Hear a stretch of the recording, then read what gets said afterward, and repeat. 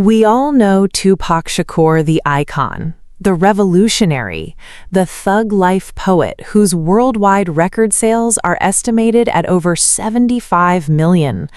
But what if I told you that on one fateful night, the music world came dangerously close to losing him for good? Long before the massive fame, the coastal feud, and his tragic end, a perfect storm of pressure, betrayal, and violence pushed Tupac to the absolute edge. This is the untold story of the night Tupac almost quit rap. Our story isn't about a single evening, but a symbolic night, a dark period where multiple crises came crashing down, threatening to silence one of hip-hop's most important voices. The first and most violent crack in his armor appeared on November 30th, 1994. On that night, Tupac was ambushed, shot multiple times, and robbed of his jewelry in the lobby of Quad Recording Studios in Manhattan. He was there to record a verse for another artist, a session he was hesitant to take, but did because he desperately needed the cash for mounting legal bills. He survived, but the man who checked himself out of the hospital just hours after surgery, defiantly showing up in court the next day in a wheelchair, was not the same. The physical wounds were bad, but the psychological damage was catastrophic. From where he stood, this wasn't just a random robbery. He was convinced it was a setup orchestrated by people he once considered friends. While recovering, Tupac gave a now legendary interview from prison to Vibe magazine. It was here, on the record, that the paranoia and deep sense of betrayal that would shadow his final years exploded into public view. He openly accused his former friend, the notorious B.I.G., and Bad Boy Records founder Sean Puffy Combs, who were in the studio upstairs during the attack, of having prior knowledge. They both fiercely denied it, but for Tupac, the trust was shattered forever. He felt the attack was a punishment for his brash persona, a message from industry rivals. The very game he was trying to conquer had turned on him, and the betrayal was so deep that for the first time, walking away seemed like a real option.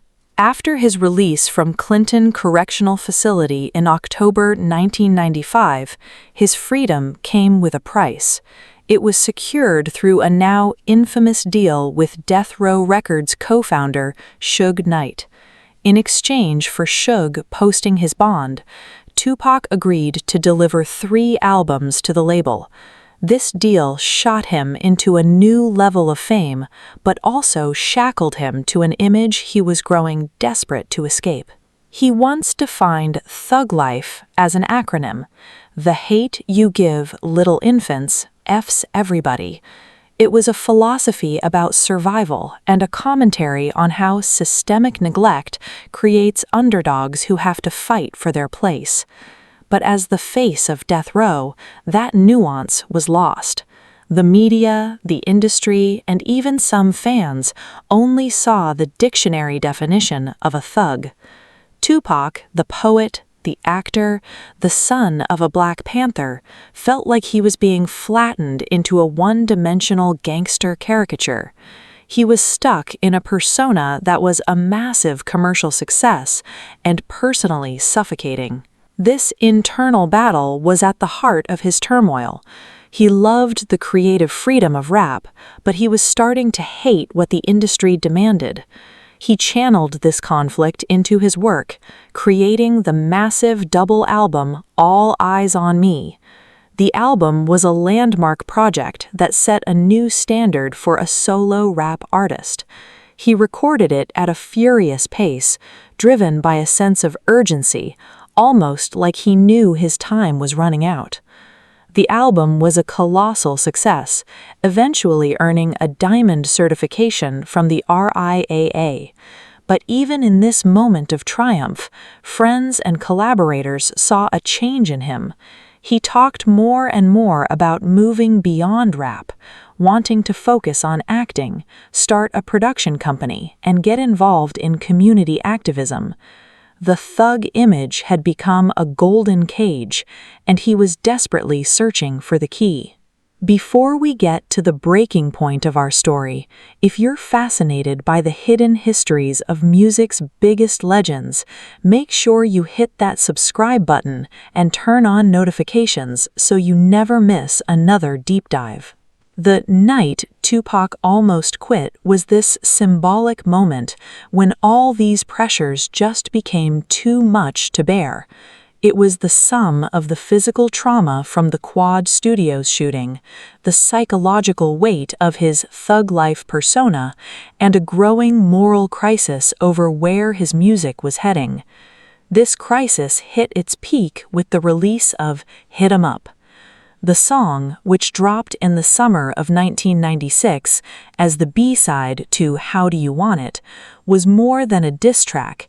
It was a declaration of war. It was a brutal, personal, and unapologetic assault on his perceived enemies at Bad Boy Records. The track became a cultural phenomenon and the ultimate anthem of the East Coast-West Coast rivalry, but it also marked a point of no return. Tupac, the artist who once wrote Keep Ya Head Up and Dear Mama, was now a general in a war fought on wax, and the consequences were becoming frighteningly real. In quieter moments, he questioned if he was being used, a pawn in a media-stoked conflict that was profitable for record labels but dangerous for the streets.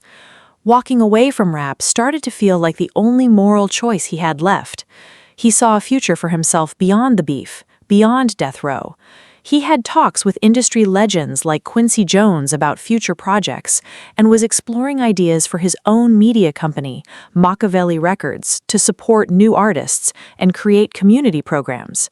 He wanted to evolve, to get back to the political roots his mother had planted in him.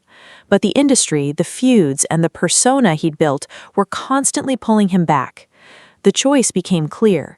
Keep going down this path of self-destruction for the rap game, or walk away to save himself. In the end, Tupac didn't quit. He made a different, more complicated choice. He decided to fight to finish his obligations to death row and then build his own empire. He planned to use his platform not to run from his past, but to rise above it.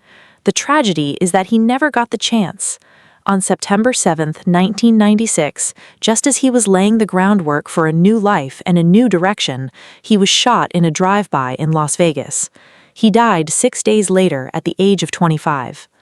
The story of the night Tupac almost quit rap is the story of a man at a crossroads. It shows the incredible pressure put on a young artist trying to navigate fame, violence, and betrayal. He was wrestling with the very soul of his art and his own identity. Though he often felt trapped by the industry, he was fiercely determined to control his own story and his destiny. His brief but brilliant career is a testament to his resilience. He was a poet and a fighter, a revolutionary and a realist, and he poured every ounce of that conflict into his music. He never walked away, and because of that, his voice has never been silenced. What do you think hip-hop would look like today if Tupac had decided to walk away? Let us know in the comments below.